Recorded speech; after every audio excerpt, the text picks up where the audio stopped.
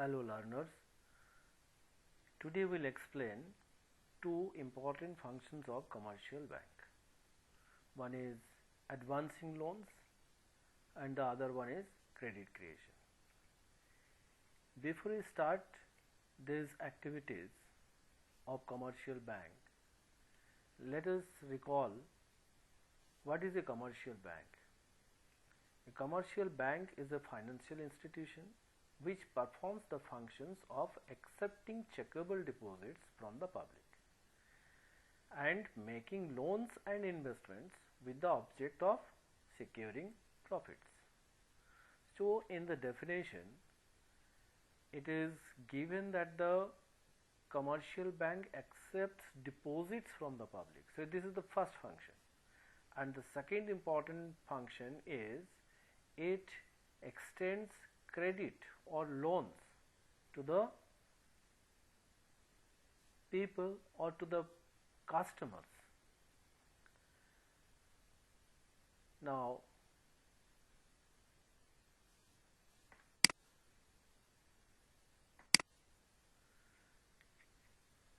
let us see what is advancing loans.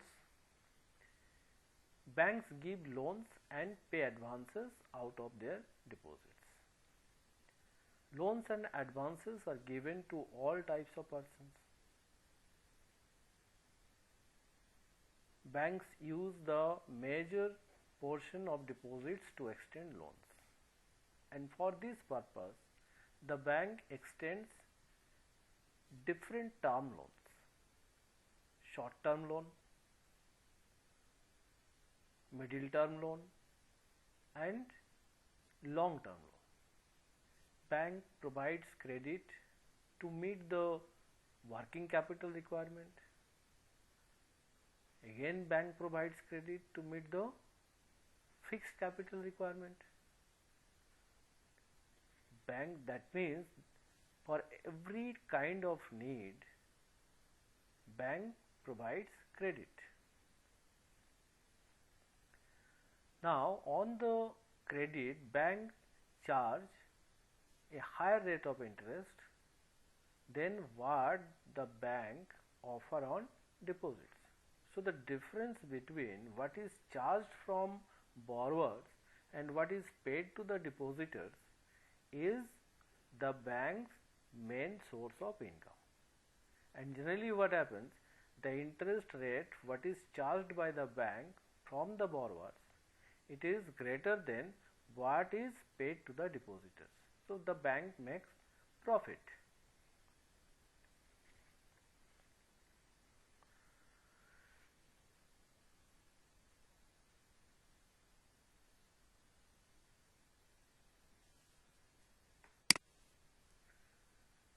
Now let us see the credit creation. Credit creation is an important function of commercial banks. Credit creation means the creation of bank deposits or increase in bank deposits. Commercial banks expand their deposits by giving loans and advances. They create claims against themselves and create deposit in favor of borrowers. Then the question, how do banks create credit? So now let us understand the credit creation by the commercial banks. First, let us assume that all the commercial banks we have considered as one unit. Now, let us assume that the primary deposit is rupees 1000, which is initial deposit made by the depositors, cash deposit. That is cash deposit made by the depositors with a bank. Cash reserve ratio or legal reserve ratio, and it is assumed 20%. What is legal reserve ratio? The portion of deposits that banks require to maintain with them to meet the demand of depositors. And there is a formula to calculate the total credit creation. primary deposit multiplied by 1 by cash reserve ratio, and 1 by cash reserve ratio is equal to money multiplier. So total credit creation can be written as primary deposit multiplied by money multiplier, or primary deposit multiplied by 1 by cash reserve ratio. According to this example, primary deposit is 1000 and cash reserve ratio is 20%. So the result is 1000 multiplied by 100 by 20 is equal to rupees 5000. So with the help of 1000 rupees cash deposit, the bank create 5000 credit. It is 5 times of primary deposit. Now this will give us the clear idea how do banks create credit.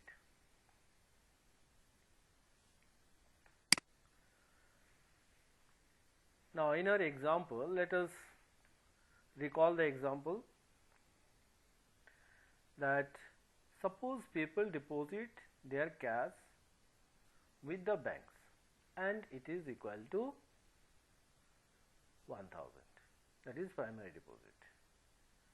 This we call primary deposit with the banks, and bank knows from their experience that all the depositors do not demand all the money at the same time, but some portion of it may be demanded at any time,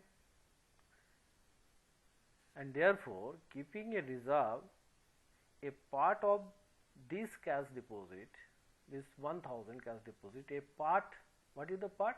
20%. The remainder can be given as loan. Suppose bank decides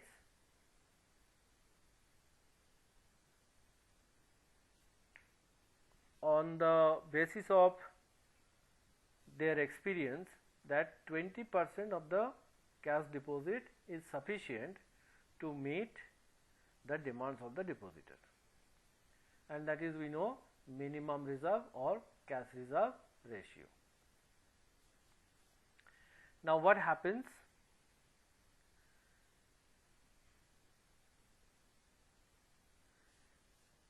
At the first phase, we find that the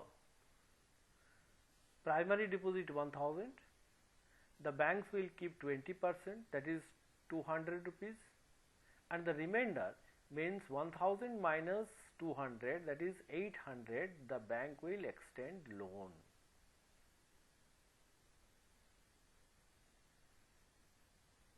Now the person who received loans worth rupees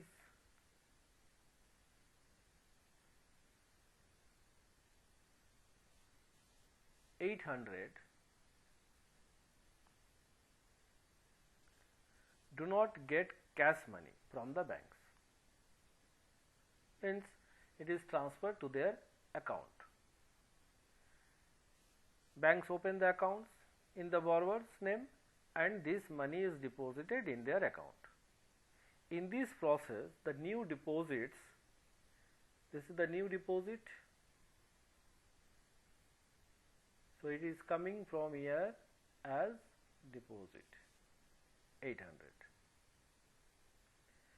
Now after keeping in cash the 20% of 800, that is 160 in reserve, the remainder, that is 800 minus 160 is equal to 640, the bank will provide loan. In the similar way, the person who received the loan, he has an account and bank will credit this amount in his account. This amount 640 will become deposit in the third phase. Out of this, again 20% the bank will keep in its reserve, that is 128, and the remainder 640 minus 128 is equal to 512, the bank will give loan to the person who will apply for it. Now suppose the person has received loan 512 and this amount will become deposit to the bank. Clear? Now this again the bank will give 20% of it, that is 102.4, and the remainder 409.6 the bank will extend loan to someone and that will become further deposit. In this way the process will continue, and the whole process of credit creation by bank is shown in this table. Now finally, the end stage, when the bank will have minimum very negligible amount to extend loan, the process will end and the bank finally will be able to create credit equal to 5,000 rupees, and the bank will extend loan 4,000 and the bank has a reserve of rupees 1,000, which is equal to the primary deposits. So how much money was deposited with the bank, that money is retained by the bank. But by showing 1,000 deposits, the bank has created total credit equal to 5,000. How this 5,000 bank has made? If we apply this in the formula, we will get total credit creation primary deposit multiplied by 1 by cash reserve ratio. So it is equal to 5,000.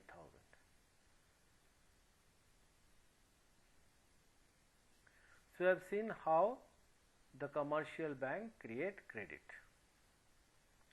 Now this volume of credit, it depends on these factors. What are those factors? The factors affecting credit creation. Number 1 is the primary cash deposits.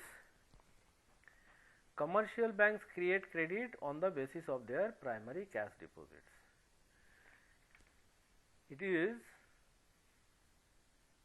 clear that the larger the availability of cash, the larger will be the quantum of credit creation.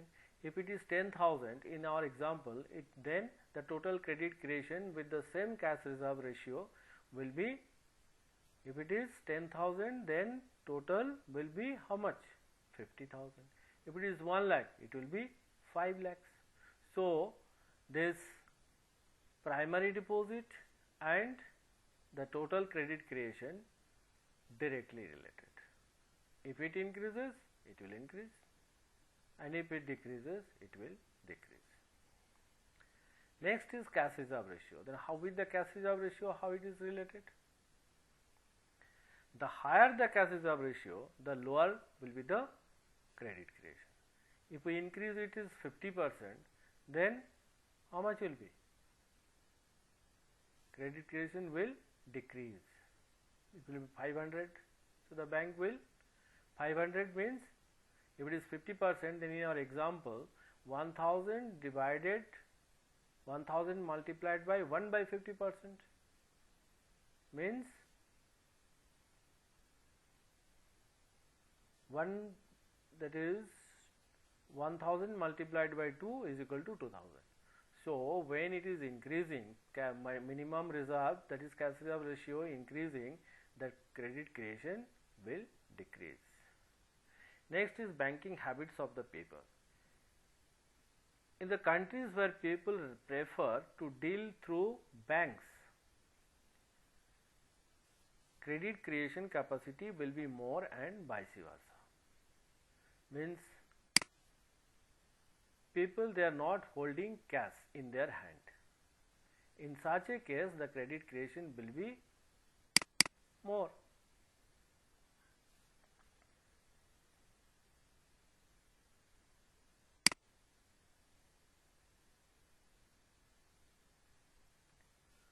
Next is policy of the central bank. The credit creation capacity of banks depend on the policy of central bank. In our country, Reserve Bank. Central bank can control credit. If its policy is to encourage credit creation, it will adopt cheap money policy. Means that time the cash reserve ratio will be lower.